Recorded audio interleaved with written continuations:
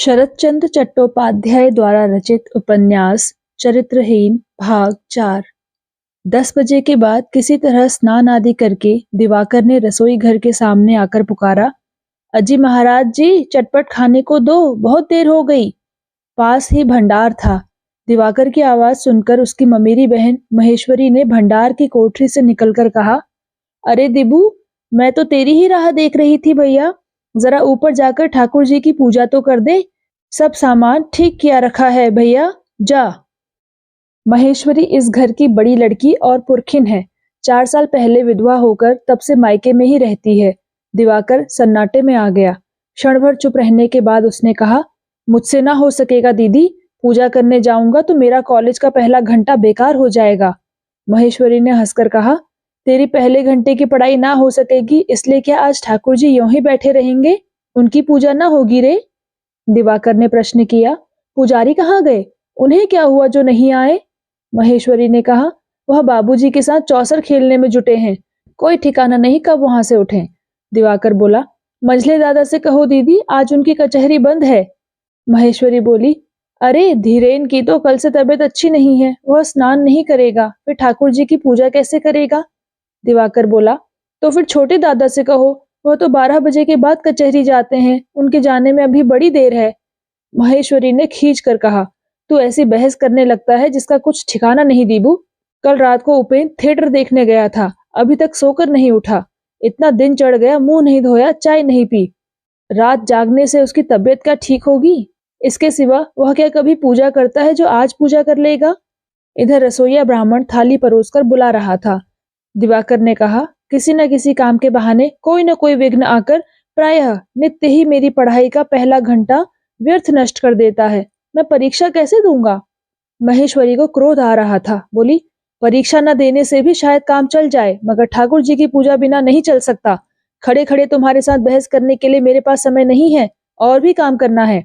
रसोइये ने पुकार कर कहा, दिया बाबू, थाली परोसे खड़ा हूं, आइए न जल्दी। महेश्वरी ने उसे डांटा, तुम्हें तनिक भी अक्ल नहीं है महाराज? मैं उसे पूजा करने के लिए भेज रही हूँ और तुम खाने के लिए पुकार रहे हो। थाली उठा ले जाओ, पूजा कर आवे तब देना। कहकर वह भंडार की कोठरी में घुस गई। दिवाकर दम भर कुछ स्तंभ सा खड़ा रहा, फिर धीरे धीरे ऊपर चला गया। वहां पूजा की सब तैयारी की हुई रखी थी। घर में शालग्राम की शिला मूर्ति स्थापित थी। उसी नित्य पूजा के लिए एक पुरोहित नियुक्त था, जो घर में ही रहते हैं। घर के पुरखा शिव प्रसाद बाबू की तरह उन्हें भी चौसर खेलने की लत है। शिव प्रसाद कुछ दिन हुए सरकारी नौकरी से पेंशन लेकर अपने पछा के घर में आ गए हैं। सवेरे चाय पीने के बाद ही पुरोहित महाराज की पुकार होती है। शिव प्रसाद नौकर से कहते हैं, भूतो, पुजारी जी को जरा बुला ला, एक बाजी चौसर की हो जाए। इसके बाद चौसर शुरू होने पर एक बाजी, दो बाजी करके जो सिलसिला शुरू होता है तो क्रमशः दिन चढ़ता जाता है और पुजारी जी को पूजा करने की छुट्टी नहीं मिलती। पहले महेश्वरी पूजा के तकादे के साथ नौकर को भेजती थी, किंतु उठते उठते पुजारी जी का उठना नहीं हो पाता था, पूजा का समय बीत जाता था। शिव प्रसाद या पुजारी, किसी को इसका ख्याल ना होता था। आजकल शिव प्रसाद का शरीर ठीक नहीं रहता, लेकिन खेल का नशा उन पर सवार रहता है। पिता का मन बहला रहता है, यही अच्छा है। यह सोचकर महेश्वरी अब पुजारी को नहीं बुलाती। इससे उससे अर्थात अधिकतर दिवाकर से नित्य ठाकुर जी की पूजा करा लेती है। सवेरे चाय पीने का अभ्यास या अवकाश दिवाकर को नहीं था। नित्य सवेरे ही उसे नौकर के साथ बाजार में सौदा लेने जाना पड़ता था। आज बाजार से लौटकर किसी तरह स्नान आदि नित्य कर्म करके वह भोजन करने आया था। दिवाकर पूजा करने गया, किंतु आसन पर बैठकर सोचने लगा, पराये घर में रहने का यही सुख है। यद्यपि वह होश संभालने के बाद से ही इसी पराये घर में रह रहा है और यहाँ के अनेक दुख कष्ट अच्छी तरह सहने का अभ्यास भी उसे हो गया है। तथापि मनुष्य की जो चीज किसी भी दुख कष्ट से नहीं मरती, वह भविष्य की आशा करके हृदय के भीतर से सिर उठाकर गर्दन टेढ़ी करके उठ खड़ी हुई। क्रोध से उसके सारे शरीर में जैसे आग लग गई। उसने सिंहासन से ठाकुर जी को चट से उतारकर तांबे के पात्र में डाल दिया और बिना मंत्र उच्चारण किए पानी डालकर उठाकर रख दिया। फूल चढ़ाना, तुलसी पत्र अर्पण करना, घंटा बजाना आदि कामों को अभ्यास के कारण उसके हाथ बराबर करते रहे, किंतु विद्वेष की ज्वाला से उसकी जीभ जैसे जकड़ गई। वह एक भी मंत्र का उच्चारण नहीं कर सका। इस तरह पूजा का तमाशा समाप्त करके जब वह उठ खड़ा हुआ, तब उसके मन में आया कि पूजा तो बिल्कुल ही नहीं हुई। फिर पूजा करने बैठे या नहीं, इस तरह की दुविधा एक बार उसके मन में अवश्य आई, किंतु इसके साथ ही उसे ख्याल आया कि उसके कॉलेज का पहला घंटा समाप्त हो रहा है। बस फिर किसी और दृष्टिपात न करके वह तेजी से सीढ़ियां उतरता हुआ नीचे आ गया।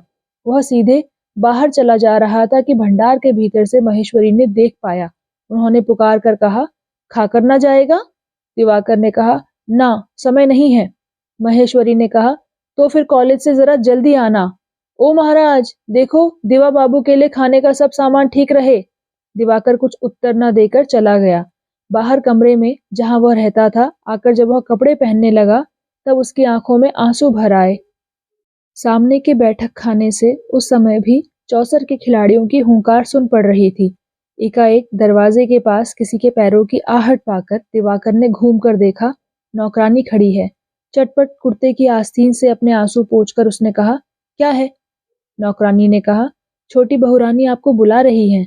दिवाकर ने कहा, आता हूं, तुम चलो। नौकरानी के चले जाने पर दिवाकर ने अपनी छोटी टाइम पीस की ओर देखा, फिर क्षण भर इधर उधर करके हाथ की किताबें टेबल के ऊपर रख दी और कुर्ते की आस्तीन से फिर एक बार अच्छी तरह आंखें पोंछकर वह भीतर चला गया। दिवाकर को बुलाने के लिए मेहरी को भेजकर सुरबाला यानी उपेन की स्त्री अपने कमरे के सामने खड़ी उसकी प्रतीक्षा कर रही थी। दिवाकर ने पास आकर पूछा, क्या है भाभी? सुरबाला दिवाकर से सामने से नहीं बोलती, आड़ में रहती है। सिर पर का आंचल जरा और आगे खींचकर उसने कहा, जरा भीतर आओ। और फिर भीतर जाकर उंगली से एक ओर दिखाया। फर्श के ऊपर आसन बिछा था। उसके पास एक कटोरे में दूध और रकाबी में 2-4 सौंदेश रखे थे। सुरबाला ने कहा, खा लो फिर स्कूल जाओ। दिवाकर कुछ न कहकर भोजन करने लगा। कुछ दूर पलंग पर दिवाकर के छोटे दादा उपेंद्र नाथ उस समय भी पड़े थे। जान पड़ता था सो रहे हैं। दिवाकर जब खा पीकर चला गया तब सिर उठाकर स्त्री को बुलाकर पूछा, यह सब क्या है? सुरबाला खाने की जगह साफ कर रही थी। पति की आवाज सुनकर चौंक उठी, बोली, क्या तुम जाग रहे हो? उपेन ने कहा, 2 घंटे से जाग रहा हूँ। दिन के 11 बजे तक भला कहीं कोई आदमी सो सकता है? सुरबाला ने कहा, तुम सो सकते हो, नहीं तो आदमी क्या 11 बजे तक पड़ा ही रह सकता है? उपेन ने कहा, सब नहीं रह सकते, लेकिन मैं रह सकता हूँ। इसका कारण यह है कि पड़े रहने से बढ़कर अच्छी चीज संसार में मुझे और कोई नहीं दिख पड़ती। खैर वह चाहे जो हो, यह दिवाकर की खातिर। सुरबाला ने कहा, देवर जी खफा होकर भूखे ही कॉलेज जा रहे थे, इसी से मैंने उन्हें बुलाकर जलपान करा दिया। उपेन ने पूछा, खफा होने का कारण? सुरबाला ने कहा, खफा होने की बात ही है, बेचारा सवेरे पढ़ नहीं पाता, बाजार करने जाता है, फिर लौटकर पूजा करता है। किसी किसी दिन तो 11-12 तक बज जाते हैं।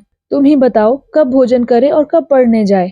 उपेन बोला, समझ में नहीं आया, पुजारी जी को क्या बुखार है?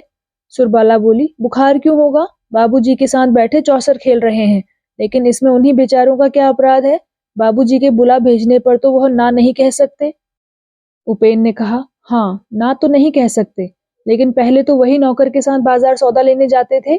सुरबाला ने कहा, सिर्फ कुछ दिन शौक करने गए थे, नहीं तो हमेशा देवर जी को ही जाना पड़ता है।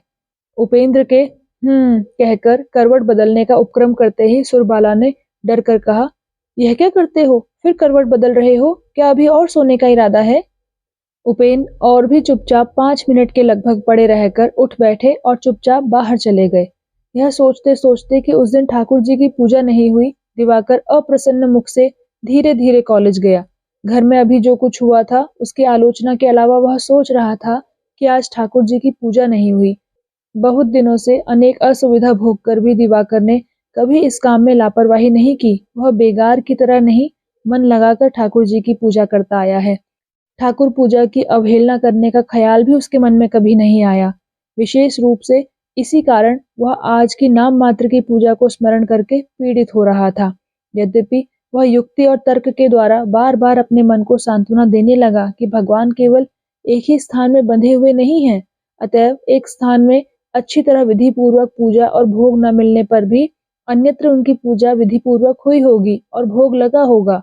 वह भूखे नहीं रहेंगे। तथापि वह जो उस घर के भूखे ग्रह देवता अपनी नित्य की पूजा और भोग न पाकर क्रुद्ध मुख से सिंहासन पर बैठे हैं, उनकी प्रतिहिंसा की आशंका उसके मन से किसी तरह दूर नहीं हुई। कॉलेज में जाकर दिवाकर ने सुना कि प्रोफेसर साहब की तबीयत खराब हो जाने के कारण पहले घंटे का क्लास आज नहीं लगा। सुनकर उसका चित्त प्रफुल्ल हो उठा। परीक्षा निकट होने के कारण कॉलेज के विद्यार्थी हाजिरी के हिसाब के लिए कॉलेज के क्लर्क को घेरे हुए थे और छात्र इसी मतलब से ऑफिस रूम की ओर जाने का उद्योग कर रहे थे। दिवाकर भी उधर जाने के लिए प्रस्तुत हुआ, किंतु ऑफिस के सामने आकर ठाकुर जी की पूजा विधि पूर्वक न होने की याद आते ही वहीं रुककर खड़ा हो गया। एक विद्यार्थी ने पूछा, खड़े क्यों हो गए? दिवाकर ने संक्षेप में उत्तर दिया, आज नहीं सही। विद्यार्थी बोला, नहीं सही क्या? आओ ना, आज ही हिसाब देख ले। नहीं, आज रहने दो, कहकर वह लौट गया। अपनी हाजिरी पूरी होने के संबंध में उसके मन में यथेष्ट संदेह था। उस संदेह का निर्णय करने का साहस आज के दिन किसी तरह उसे नहीं हुआ। भोजन न कराने पर भी दिवाकर को घर लौटने की जल्दी नहीं थी। अनेक कारणों से आज उसे भूख नहीं थी। छुट्टी के बाद कॉलेज के फाटक के पास उसने देखा, उसकी क्लास बीए के छात्रों का दल दूर पर खड़ा हुआ जोर शोर से बहस और कोलाहल कर रहा है। दिवाकर दूसरी ओर मुंह फेर कर वहां से खिसक गया और जो रास्ता गंगा तट को गया था उसी ओर चला गया। गंगा का टूटा फूटा पक्का घाट किसी मुर्दे के ढांचे की तरह उजड़ा पड़ा था। एक दिन इस ढांचे में हाड़ मांस का शरीर था, रूप था, प्राण थे। यह खबर जगह जगह ईंटों के टूटे फूटे ढेर दे रहे थे। कब, किसने इस घाट को बनवाया था? यहाँ कौन लोग आकर बैठते थे, कौन लोग स्नान करते थे, इसकी साक्षी कहीं कुछ मौजूद न थी। शीतकाल की क्षीण शरीर वाली गंगा की धारा उसी घाट के किनारे अविराम गति से एक ही चाल से समुद्र की ओर भागी चली जा रही थी। किनारे पर कछार में खेत था, उसमें उगे हुए जव की बालें सिर उठाए धूप की गर्मी और गंगा की ठंडी हवा का सेवन कर रही थी। खेत की बगल में बालू पर एक संकरी पगडंडी थी। उसी राह से दिवाकर घाट पर आकर खड़ा हो गया।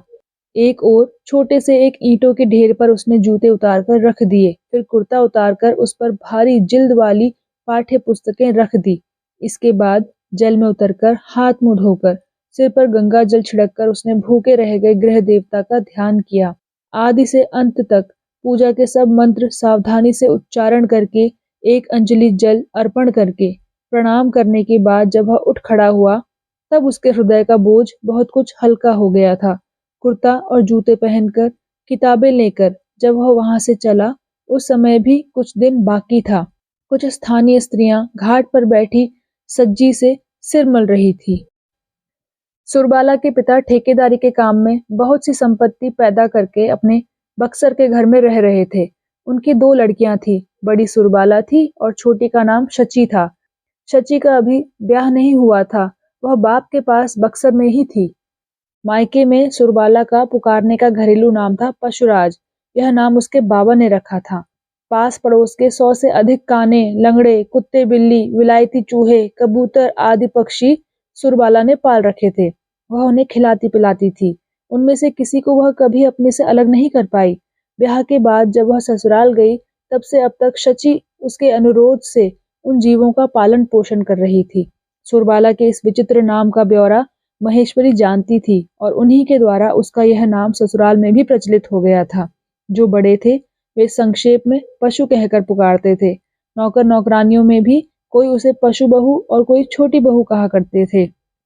अधिक रात गए, कामकाज सब समाप्त हो जाने पर सुरबाला जब कमरे में आई, तब उपेन ने कहा, पशु, तुम्हारे बाबूजी ने फिर सची के लिए लड़का खोजने की ताकीद करके चिट्ठी लिखी है।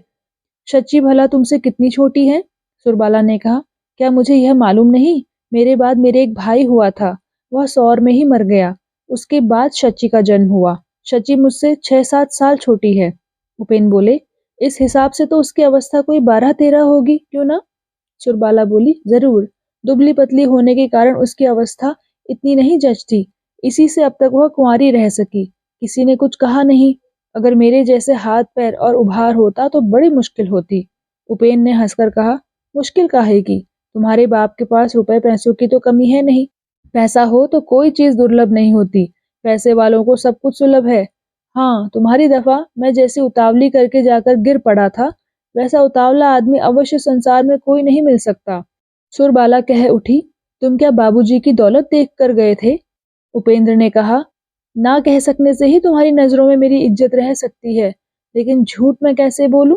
सुरबाला बोली, लेकिन मैं जानती हूँ, तुम अगर मेरे सवाल के जवाब में हाँ कहो तो वह सरासर झूठ है। उपेंद्र ने पूछा, झूठ क्यों है? सुरबाला बोली, झूठ होने के कारण झूठ है। तुम जब तब मुझे चिढ़ाने के लिए अवश्य कहते हो कि तुम बाबूजी की दौलत देखकर मेरे लिए दौड़े गए थे, पर यह बिल्कुल झूठ है। तुम्हें रुपयों का रत्ती भर भी लोभ न था।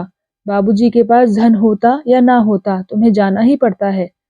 मैं जहाँ जिस घर में जन्म लेती, वहीं तुमको मुझे लेने के लिए जाना पड़ता, समझे महाशय?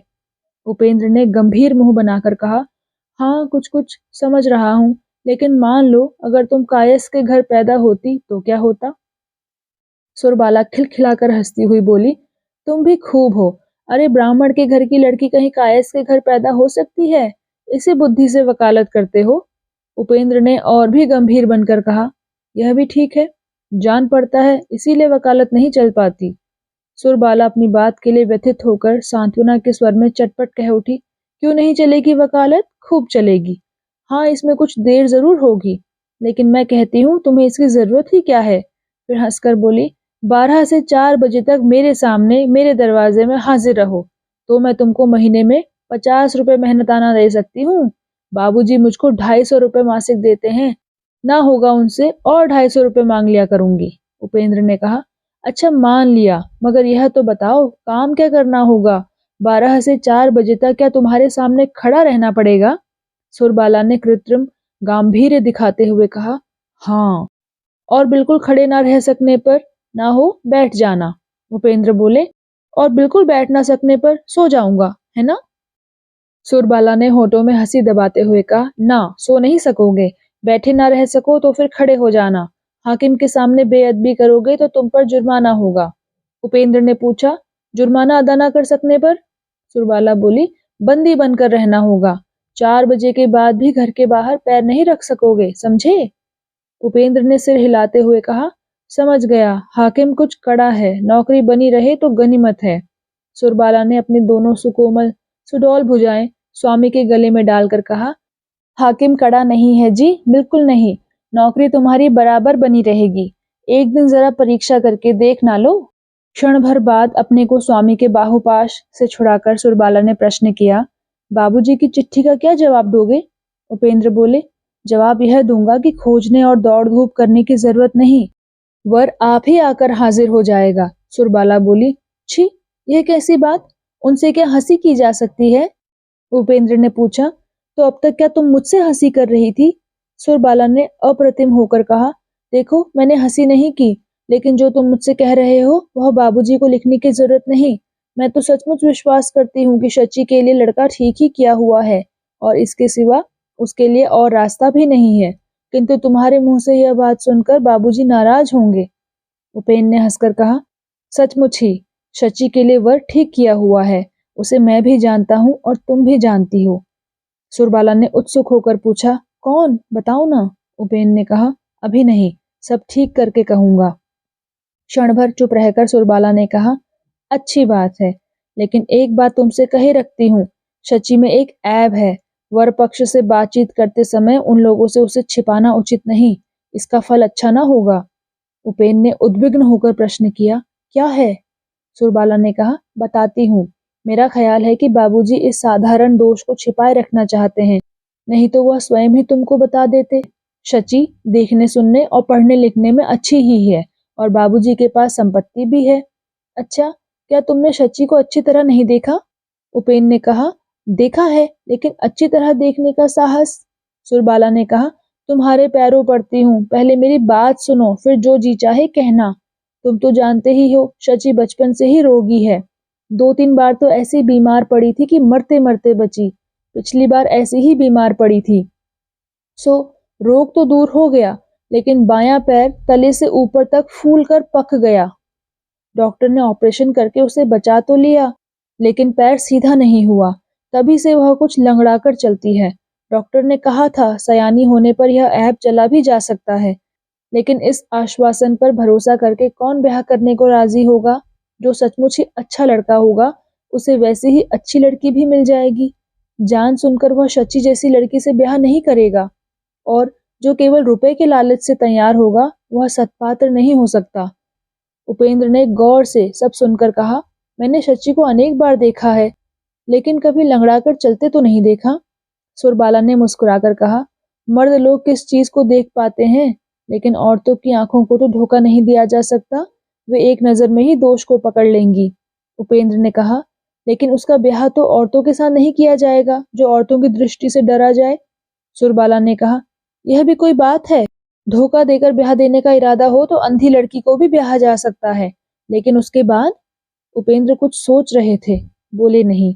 सुरबाला ने फिर कहा, पिछली दुर्गा पूजा के समय हमारे बक्सर के घर में ठीक ऐसी ही चर्चा चली थी। बुआ जी और माता जी दोनों ने कहा था कि ब्याह के पहले यह सब आलोचना करने की जरूरत नहीं है, ब्याह के बाद जमाई से कह दिया जाएगा। उपेंद्र ने कहा, अच्छा तो है। सुरबाला ने कहा, अच्छा नहीं है, यही तो मैं कहती हूँ। मेरा कहना यह है कि सास ननद को बात देकर अकेले स्वामी को लेकर ही काम नहीं चल सकता।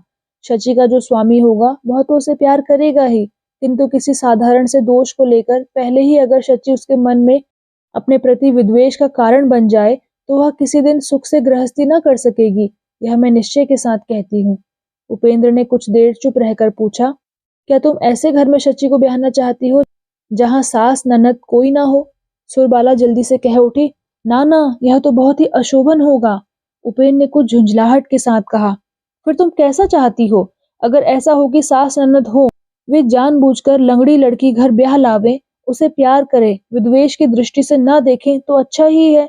किंतु तुम ही बतलाओ भला, अपने लड़के को ब्याहते समय जान सुनकर कौन कानी अंधी लूली लंगड़ी बहू घर ले आवेगा? सुरबाला चुप रही। कुछ क्षण बाद धीरे धीरे प्रश्न किया, लेकिन तुमने तो कहा कि लड़का ठीक कर चुके हो। उपेंद्र ने कहा, हाँ। सुरबाला ने कहा, उसको यह बात नहीं जताओगे? उपेंद्र ने कहा, जताने से भी कोई हानि नहीं है। सुरबाला ने उत्कंठित होकर पूछा, लेकिन पीछे अगर कुछ गड़बड़ हो?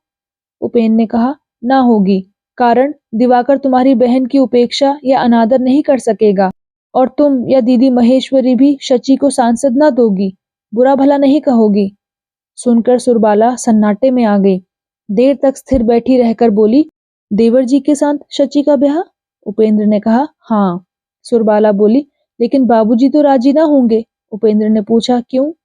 सुरबाला बोली, उनके माँ बाप नहीं है, घर बार नहीं है, सारांश यह कि कुछ भी तो नहीं है। उपेंद्र ने संक्षेप में कहा, सब है, क्योंकि मैं जो हूँ।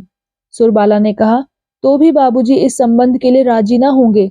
उपेंद्र ने कड़े पड़कर कहा, और तुम भी राजी ना होगी? मैं समझता हूँ असल बात यही है। सुरबाला कुछ नहीं बोली, चुप रही। उपेंद्र ने क्षण भर गुमसुम रहकर दूसरी ओर करवट बदलकर कहा, अच्छा, रात ज्यादा बीत गई है, अब सो जाओ। उस रात को बहुत रात बीते तक सुरबाला जागती रही। एक समय जब उसे निश्चय हो गया कि स्वामी बेखटके आराम की नींद सो रहे हैं, तब एकाएक उसकी दोनों आंखों में गर्म गर्म आंसू उमड़ आए। स्वामी के असीम स्नेह पर तो उसे तनिक भी संदेह नहीं है, किंतु रोते रोते वह यही अपने मन में सोचने लगी कि 7-8 वर्ष के घनिष्ठ मिलन में भी वह इस आदमी के हृदय की था नहीं पा सकी। पहले उसने अनेक बार यह समझा था कि उपेंद्र एक खाम ख्याली आदमी है, उसके मिजाज का कुछ ठीक नहीं कि कब कैसा रहेगा। यह जानने या समझने का कोई उपाय नहीं कि कब किस कारण से उसे क्रोध चढ़ आता है। पर अंत में एक समय प्रश्न करके केवल इतना समझ लिया था कि इस आदमी को पूर्ण रूप से समझ पाने की क्षमता वह किसी दिन प्राप्त कर सके या ना कर सके, किंतु इसका कोई काम या कोई बात अकारण अथवा क्षणिक बुद्धि मनुष्य की सी अनिश्चित नहीं होती। खासकर इसलिए इस दुर्बोध्य स्वामी को लेकर उसके मन में भय और चिंता की सीमा नहीं थी। खोंचा खाकर वह जब तक इसलिए दुख करती थी कि भगवान ने उसका भाग्य अगर इतना अच्छा बनाया था तो उसे मानकर चलने की बुद्धि उसे क्यों नहीं दी। आज भी वह मन ही मन यही सब सोचती विचारती हुई भीतर ही भीतर जितना इसका कारण खोजती थी, उतना ही अपना कोई दोष न पाकर हताश होती जा रही थी। यह बात किसी तरह नहीं सोच पा रही थी कि बहन के संबंध में बहन की यह आशंका किस कारण से दोष की बात है। बाहर जाड़े की अंधेरी रात का सन्नाटा छाया था, और उस सन्नाटे को तोड़कर रात्रि के परिमाण को मापकर बताता हुआ सरकारी कचहरी का घंटा दूर पर घंटे पर घंटा बजाता जा रहा था।